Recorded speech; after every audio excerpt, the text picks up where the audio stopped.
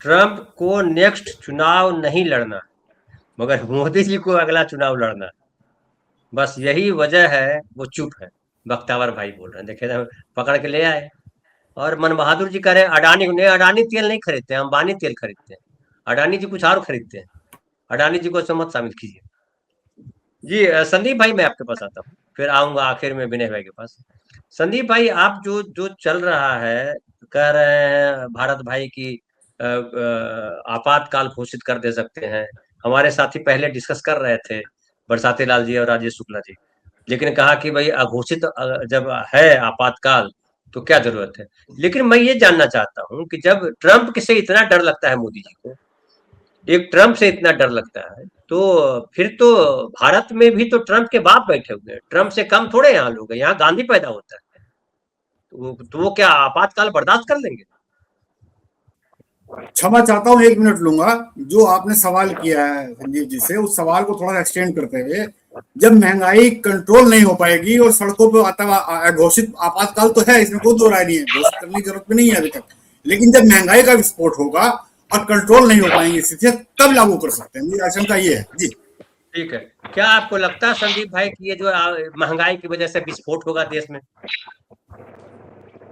देखिए धनंजय जी, महंगाई की वजह से हालत भारत की जनता की पहले से ही खराब है।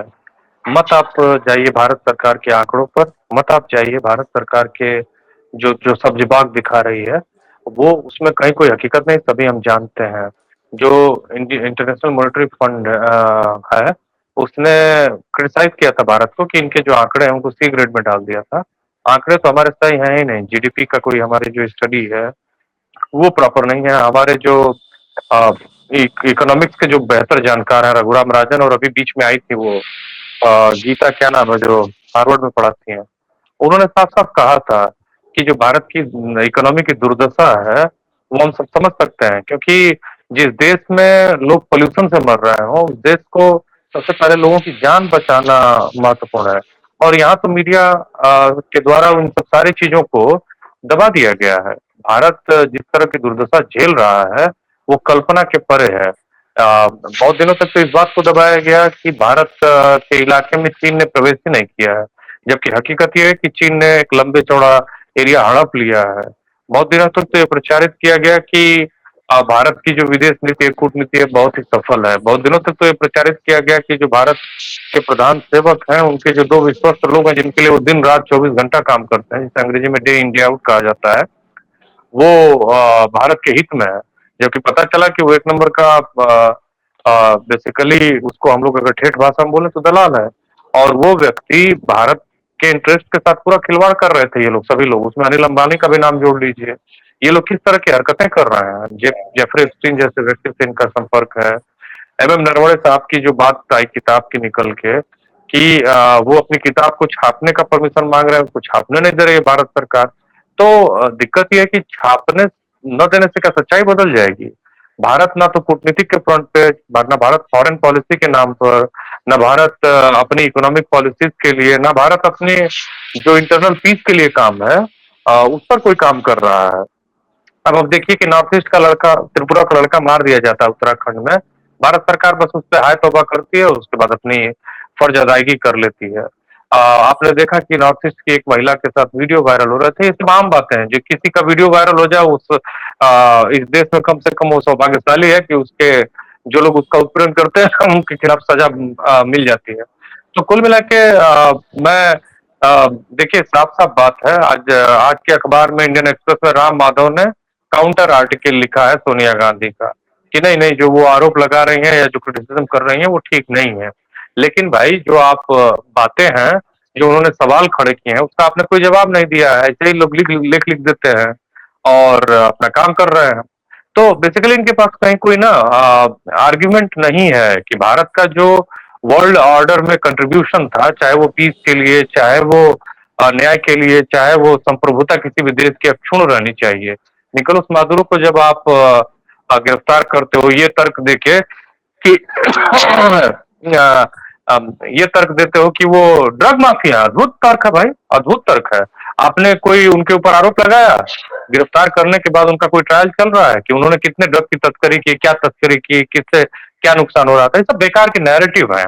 नैरेटिव कुछ और होता है, उसका टारगेट कुछ और होता है। अभी जो ईरान का मसला है, ईरान का मसला सीधा सा ईरान को लूटने का है, जिसको ये लूट नहीं पा रहे थे इजराइल के साथ मिलके, उसको अब लूटने का पूरा प्लान है। और इनको मिडिल ईस्ट में लूट मचाने के लिए जो मुख्य इनका सहयोगी है इजराइल है। इजराइल जो कुकर्म कर रहा है, हालांकि इजराइल की जो आबादी है, 90 लाख की आबादी है, उसमें बहुसंख्यक आबादी क्या कहूं, सारे लोग यहूदी हैं। और यहूदियों के साथ जो हिटलर ने किया, 60 से 70 लाख यहूदियों को मारा, पूरे इजराइल की आबादी 90 लाख है। वो यही तर्क दिया करता था कि ये जो है जहां रहते हैं वहां लोगों का शोषण करते हैं। हालांकि ये सब तर्क कहीं से भी ठीक नहीं है। किसी भी रेस के खिलाफ प्रोपेगेंडा करना और उनके खिलाफ एक माहौल बनाना, ये खराब बातें हैं। लेकिन जो काम उसने किया उससे कहीं ज्यादा इन लोगों ने मतलब इस तरह से मिडिल ईस्ट में अपने कामों से उसको दिखाया है कि हम क्या कर सकते हैं। ये बहुत ही दुर्भाग्यपूर्ण है, क्योंकि हालांकि वैसे नेतन्याहू खुद अपने देश में चुनाव जीतना चाहते हैं, डेस्परेट है, उनकी बहुत पूर्ण बहुमत की सरकार नहीं है, और ये सब इस तरह की चीजें करके वो दोबारा सत्ता में वापस आना चाहते हैं। वहां भी उनका खूब जोरदार विरोध है। लेकिन क्या ये जो हमला है कहीं से भी तर्कसंगत दिखता है? मतलब आप कहते हो कि हम रिजीम चेंज करेंगे। अरे भाई, आप कौन होते हो रिजीम चेंज करने वाले? आप बड़ा अच्छा सवाल उठाया वहां के ईरान के विदेश मंत्री ने कि आपकी क्या हैसियत है, आप न्यूयॉर्क का मेयर तो चुन नहीं सकते हो। आप कहते हो कि हम रिजीम चेंज करेंगे ईरान में। आप क्या पूरी दुनिया के दादा बन के बैठे हो? एक ऐसा चरित्रहीन व्यक्ति जिसके पास कोई चरित्र नहीं है, वो पूरी दुनिया में गुंडागर्दी कर रहा है। और बेसिकली ये स्कूलों में जैसे होता था ना धनंजय जी, जैसे कि गुंडा लड़का होता था, एकदम चरित्रहीन होता था, सिगरेट पीता था, अपने घर के पिताजी की दुकान से पैसा चुरा के लाता था। हम लोग के जीवन में हम लोगों ने देखा है। साइकिल में घंटी लगवा के, हमारे जमाने में साइकिल चलती थी, बाइक नहीं चलती थी, घंटी लगवा के आता था, जो नया मॉडल की चीजें आती थी वो खरीद के ले आता था। ऐसी ऐसी चीजें लाता था, पढ़ाई लिखाई में जीरो आता था, और एक क्लास को 2 साल में पास करता था। उसी तरह का कुछ मामला ट्रंप के साथ है। एक गुंडा आदमी एक देश का राष्ट्रपति बन चुका है और पूरी दुनिया को तहस नहस करने पे तुला हुआ, पूरे वर्ल्ड ऑर्डर के साथ खिलवाड़ कर रहा है। और देखिए चीन कितना धूर्त देश है। चीन ईरान को भीतर से साथ देता है, लेकिन चीन ये भी नहीं चाहता है कि ईरान जो है वो सही में न्यूक्लियर पावर बने। चीन ये भी नहीं चाहता है कि ईरान इस क्राइसिस से बाहर निकले, क्योंकि मजबूत होकर निकलेगा या इस क्राइसिस से बाहर निकलेगा तो चाइना अपने शर्तों पर उसका मैंने शोषण नहीं कर सकता है, उसको अपना पिछलग्गू नहीं बनाए रखना चाहता। तो सोचिए कि युद्ध या फिर आपकी जो विदेश नीति है या कूटनीति है वो कमजोर होती है तो आपको कहां फेंक सकती है। और भारत के ये जो तथाकथित सेवक हैं, ये इस बात को समझ ही नहीं रहे हैं कि भारत के साथ भी ये खिलवाड़ कर रहे हैं। और भारत को अगर ये लोग मजबूत राष्ट्र के रूप में प्रोजेक्ट नहीं करेंगे, जो कि भारत नहीं है अभी स्थिति में, तो अगर ये ठीक से डिप्लोमेसी नहीं करते हैं, फॉरेन पॉलिसीज को मजबूत नहीं करते हैं, अपने भीतर की चीजों को मजबूत नहीं करते हैं, जो कि है नहीं हकीकत में, तो फिर भारत को और ज्यादा संकट में ये डाल सकते हैं, जो कि डाल दिया है इन्होंने। तो ये सब दिक्कतें हैं। अब दूसरा देखिए रूस जो है वो रूस यूक्रेन वार में फंसा हुआ है। नाटो को भी वो डिस्प्लेस नहीं करना चाहता, अमेरिका को भी डिस्प्लेस नहीं करना चाहता है। यूरोप के जो कुछ देश हैं जो अमेरिका का समर्थन कर रहे हैं, उनको डिस्प्लेस नहीं करना चाहता है। बहरहाल अमेरिका को बहुत सारे मिडिल ईस्ट के देशों ने भी अपना बेस दे रखा है। वो भी नहीं चाहते हैं कि ईरान को पूरी तरह से वो नाराज कर पाए, क्योंकि मिडिल ईस्ट के जितने भी देश हैं वो बहुत छोटे छोटे देश हैं। यूएई को ले लीजिए एग्जाम्पल के तौर पे, 2 शहरों का देश है वो, और 7 एमिरेट्स है वहां पे, अबू धाबी, दुबई, सरजा, 3 को छोड़ दिया जाए तो वहां बाकी एमिरेट्स का कोई खास मतलब नहीं है। बहरीन को ले लीजिए, बहुत कम आबादी का देश है, कुवैत है, जॉर्डन है, ये सारे देशों को अमेरिका यूज कर रहा है। अमेरिका की संपन्नता का जो पूरा रहस्य है या फिर उसका राज है, वो तो सऊदी अरेबिया से शुरू होता है। सऊदी अरेबिया में चूंकि तेल का एक विशाल भंडार पाया गया 70 के दशक में, और अमेरिका के साथ उन्होंने पेट्रो डॉलर पे वो एक करार की कि हमारा जो आपका जो तेल है वो हमेशा डॉलर में आप बेचेंगे। और चूंकि सऊदी अरेबिया को भी एक कंसिस्टेंसी चाहिए थी कि उनके ऊपर अटैक ना हो, और अमेरिका ने उस समय उनको मिलिट्री मदद दी, उस समय उनको मदद किया, तो वो तो हमेशा के लिए उनका एक एलाई बन चुका था, क्योंकि वहां उनको चाहिए थी स्टेबिलिटी, अपनी तेल की कमाई में सत्ता बनी रहे उनकी और वो चलता रहे। तो सब कुछ चल रहा है। तो सऊदी अरेबिया, अच्छा शिया सुन्नी का भी एंगल है। ईरान जो है वो मेजोरिटी शिया का है। लेबनान भी देखिए, अब ईरान के समर्थन में कौन है? ईरान के समर्थन में हिजबुल्ला है, हुदीज हैं, और ईरान के कुछ संगठन हैं जो काम करते हैं। तो बेसिकली एक कमजोर राष्ट्र को कैसे घेर के मारा जा रहा है, कैसे तबाह किया जा रहा है जो बेगुनाह लोगों की।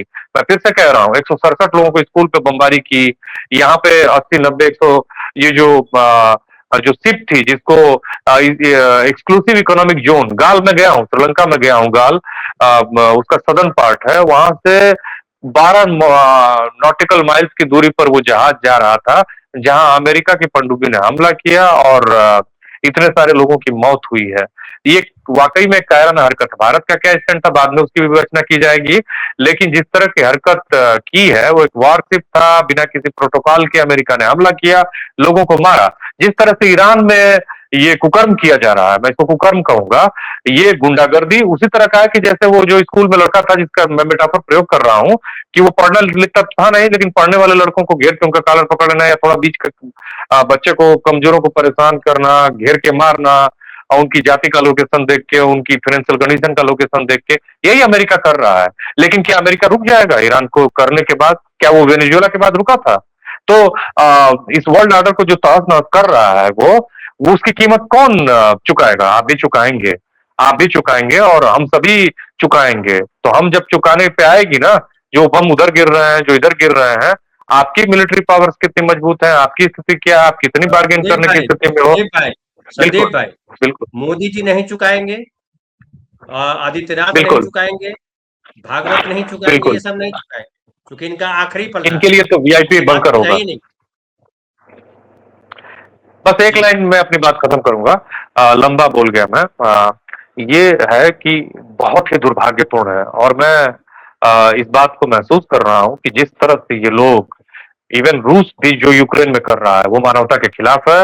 और हर मजबूत देश, जो 3 तथाकथित सुपर पावर है, रूस तो मिलिट्री पावर की वजह से थोड़ा मजबूत है, ये जो दुनिया में कर रहे हैं ये बहुत ही अमानवीय है और बहुत ही दुर्भाग्यपूर्ण है। इसकी कीमत मानवता चुकाएगी, हम भी चुकाएंगे, सभी चुकाएंगे। इसलिए भारत का जो चरित्र रहा है वो कभी इस तरह का नहीं रहा है कि वो इस तरह से अपने को प्रेजेंट करता रहा। अब देखिए ना कि आयतुल्ला खुमैनी की मौत के 5-6 दिन बाद भारत उस पर रिग्रेट कर रहा है, कितना दुर्भाग्यपूर्ण है। जी। जी, ठीक है।